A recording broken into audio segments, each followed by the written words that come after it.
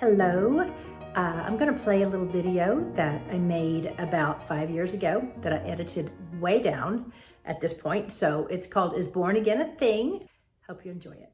So have you ever looked at those people who call themselves born again Christians as just a bunch of Jesus freaks? I can tell you, I sure have. Like pretty much my whole life up until about 2.5 years ago. You know, I thought my life was pretty good. I had rolled along really well. I thought, at least from the outside looking in, I had everything I needed. I had a loving husband. I had beautiful children, had a successful career or two. I thought everything was great. I get a random phone call from this girl I had sold a puppy to off a Craigslist ad, of all things.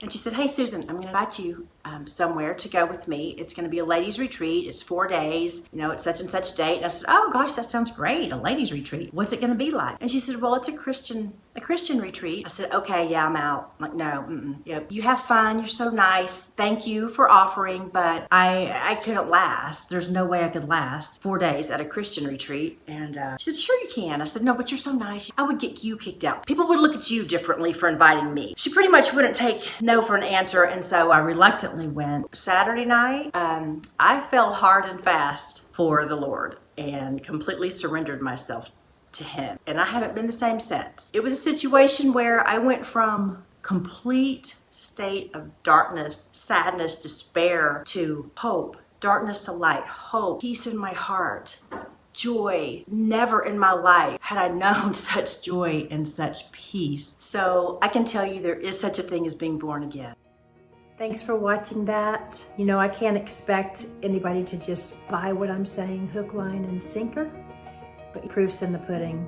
And until you've experienced it, you're not in a position to know. And I wasn't in a position to judge whether or not it was a thing until I know the before and after. 7 years ago, I made Jesus the Lord of my life. Every single aspect of my life is better now. Every aspect is better. And so if you ever find yourself in a place where you feel like you're alive, but you're not really living and you're searching for something, just ask Jesus into your heart and then let Him lead. The hardest thing in the world for us, because, you know, some of us are more stubborn than others, but just let Him lead. That's actually where life starts. At least it has been in my case. Thanks again for listening.